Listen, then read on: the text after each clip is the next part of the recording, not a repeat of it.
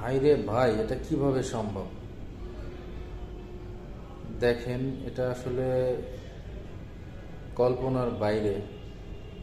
আমি হইলে জীবনেও আমি রিস্ক নিতাম না, এত রিস্ক। এটা কেমনে সম্ভব হইল? আপনি হলে কি পারতেন? আমার মনে হয় না।